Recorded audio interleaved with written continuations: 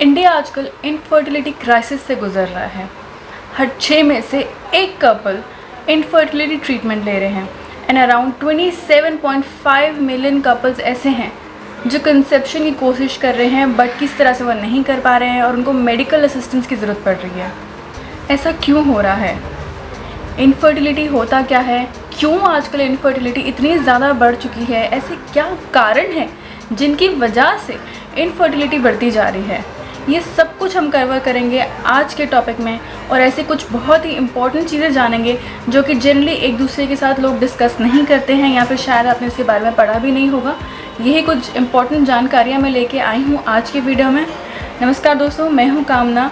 आपका बहुत बहुत स्वागत है मॉम एंड डैड्स वर्ल्ड में। वीडियो शुरू करने से पहले रिक्वेस्ट करूंगी एंड तक ज़रूर दिखेगा। अगर पसंद आए तो लाइक एंड शेयर ज़रूर कीजिएगा बाकी लोगों के साथ ताकि उनको भी इसके बारे में इन्फॉर्मेशन मिल सके एंड मेरे चैनल को सब्सक्राइब करना मत भूलिएगा। तो आइए शुरू करते हैं।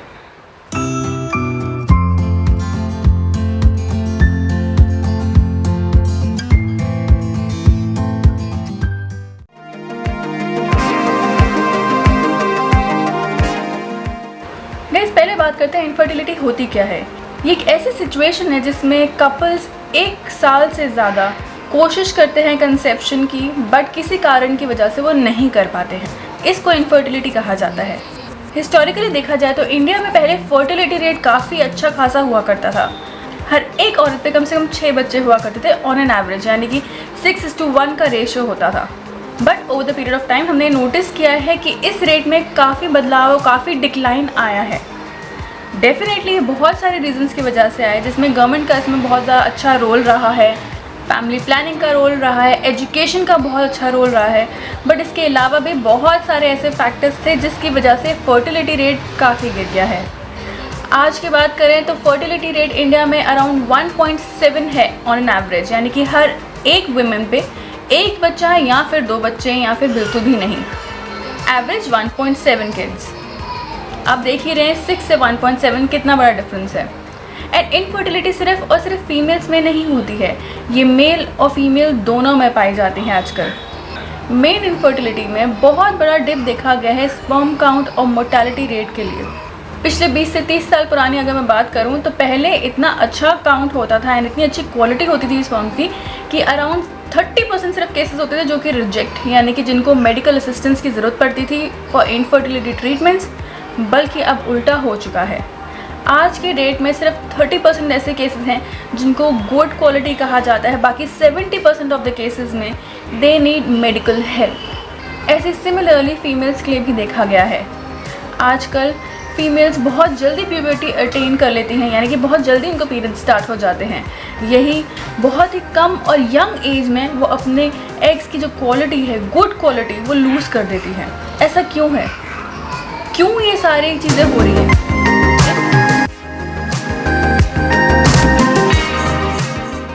इनके फैक्टर्स के बारे में अब बात करते हैं। एक बहुत बड़ा फैक्टर है जिसके बारे में लोग ज़्यादा बात नहीं करते हैं। It's not much talked about but it is a primary contributor to infertility in today's life. वो है EDC, एंडोक्राइन डिस्ट्रप्टिंग केमिकल्स।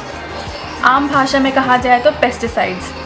ये पेस्टिसाइड्स आजकल हर चीज़ में पाए जाते हैं, चाहे वो एग्रीकल्चर हो, चाहे वो प्लास्टिक्स हो, परफ्यूम्स हो, वाटर बॉटल हो, आपके डेली सोप हो, फूड रैप्स हो, कुछ भी हो। इनफैक्ट पानी और हवा में भी ये केमिकल्स पाए जाते हैं। ये इतने वाटर सोल्यूबल, यानी कि पानी में से घुल जाते हैं कि इवेपोरेट हो गए वापस बारिश के रूप में हवा में फैल जाते हैं। हवा में फैलने के बाद हम इनको इनहेल कर लेते हैं जिससे कि ये हमारी बॉडी में हवा के थ्रू भी एंटर कर जाते हैं। सो आप देख ही रहे कि कोई तरीका नहीं है इस केमिकल से बचने का आजकल की लाइफ में। इससे होता क्या है, जैसे ही केमिकल हमारी बॉडी में जाता है किसी भी शेप और फैशन में, चाहे वो खाने की तरह से जाए, हवा से जाए, पानी से जाए, कैसे भी अगर वो जाता है तो वो हमारे हार्मोन्स को डिस्टर्ब कर देता है, जिसकी वजह से आज की डेट में अगर आप देखेंगे बहुत सारे ऐसे केसेस, इनफैक्ट मैक्सिमम केसेस मिलेंगे आपको सुनने को आएंगे, होंगे हार्मोनल इम्बैलेंसेस। ये इसी केमिकल की वजह से है फ्रेंड्स। ये क्यों है? क्योंकि आजकल प्लास्टिक का कंजम्पशन बहुत बढ़ गया है। 1970s में देखा जाए तो 50 मिलियन टन्स का प्रोडक्शन था सिर्फ प्लास्टिक का, बल्कि आज की डेट में अराउंड 300 मिलियन टन्स का प्रोडक्शन है प्लास्टिक का। क्यों?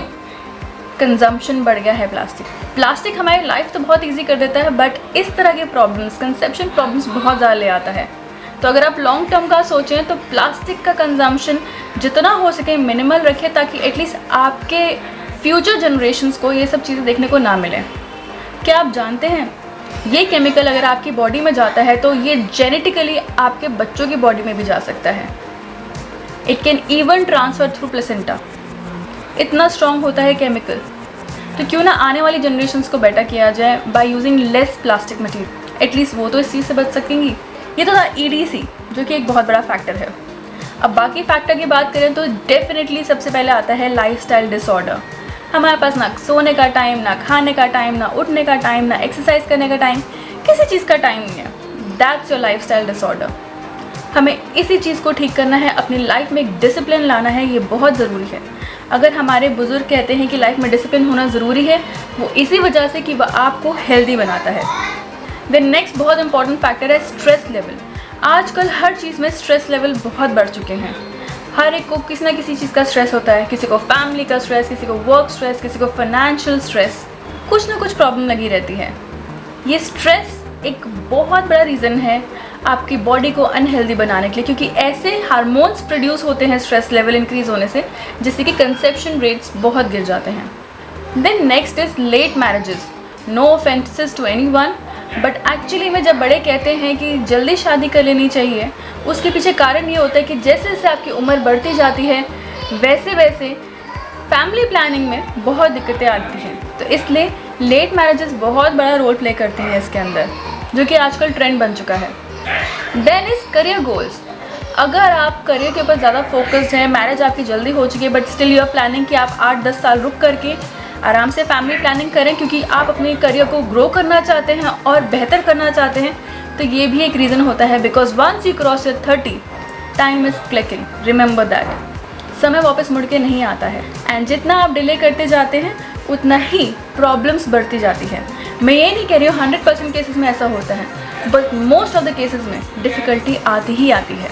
एंड ऐसा मैं नहीं, ये एम्स के हेड स्पेशलिस्ट कह रहे हैं। The next definitely smoking and alcohol consumption. हम लोग का लाइफस्टाइल ऐसा हो चुका है कि स्मोकिंग एंड एल्कोहल कंजम्पशन बहुत ही कॉमन हो चुके हैं, जिसकी वजह से अगेन हार्मोनल डिसबैलेंसेस होते हैं। देन एक और बहुत ही कॉमन चीज़ आजकल निकल के आ रही है, स्पेशली ड्यूरिंग कोविड टाइम्स, वो है वर्क फ्रॉम होम एटमॉस्फेयर, जिसकी वजह से इलेक्ट्रॉनिक डिवाइसेस का घर पे और आपके साथ यूज़ होना काफ़ी ज़्यादा फ्रीक्वेंट हो चुका है। For example laptop. जनरली लोग लैपटॉप को अपने लैप पे लेके बैठते हैं एंड काम करते हैं, but that is very very harmful. उससे जो रेडिएशंस एंड जो हीट एमिशंस निकलते हैं वो आपकी बॉडी के लिए बहुत ज़्यादा डेंजरस हैं, एंड उससे डेफिनेटली इनफर्टिलिटी की प्रॉब्लम बढ़ती है। तो अगर आपको लैपटॉप पे काम भी करना है तो एक टेबल रखिए, उसके ऊपर लैपटॉप रखिए, फिर काम कीजिए। देन सब लोग आजकल बहुत हेल्थ कॉन्शियस रहते हैं, लीन रहना चाहते हैं, स्लिम रहना चाहते हैं, जिसकी वजह से सोया मिल्क की कंजप्शन बहुत बढ़ चुकी है। लेकिन मेल्स में generally soya milk consumption is not that healthy as compare to female bodies. तो अगर आप मेल हैं तो ट्राई कीजिए कि सोया मिल्क का कंजम्पशन मिनिमलिस्टिक रखिए, या फिर अपने डॉक्टर से कंसल्ट करके या डाइटिशियन से कंसल्ट करके ही लीजिए, क्योंकि that can also effect your body. Then last but not the least is the sleeping pattern. हर डॉक्टर ये कहता है कम से कम 7 से 8 घंटे की नींद होना बहुत ज़रूरी है to have a healthy body. तो अगर आप 7 से 8 घंटे की नींद नहीं लेते हैं, ब्रेक्स लेते हैं, या फिर रात को देर तक नेटफ्लिक्स वॉच करते हैं, बिंज वॉचिंग करते हैं, या फिर फ़ोन पे लगे रहते हैं, फिडलिंग करते रहते हैं, तो that can also cause hormonal disbalances. All these above factors have led to coinage of unexplained infertility, यानी कि ये सारे फैक्टर्स रिस्पॉन्सिबल हैं अनएक्सप्लेन्ड इनफर्टिलिटी के लिए। अनएक्सप्लेन्ड इनफर्टिलिटी एक ऐसी सिचुएशन होती है जहाँ पे कोई कॉमन रीज़न निकल के नहीं आ रहा है, कुछ भी प्रॉब्लम नहीं दिख रही है, बट स्टिल इससे लोग इम्पैक्टेड हैं। इसके बारे में हम और डिटेल में बात करेंगे अपनी नेक्स्ट वीडियो में, बट अभी के लिए इतना ही दोस्तों। आज मैंने आपके साथ बहुत सारी इंपॉर्टेंट चीज़ें शेयर करी है। आई होप ये वीडियो आपको पसंद आया होगा एंड कुछ इससे आपको नॉलेज मिली होगी। अगर पसंद आए तो लाइक एंड शेयर करना मत भूलिएगा, and don't forget to subscribe to my channel. So guys, thank you so much for watching my video. Until next video, ciao।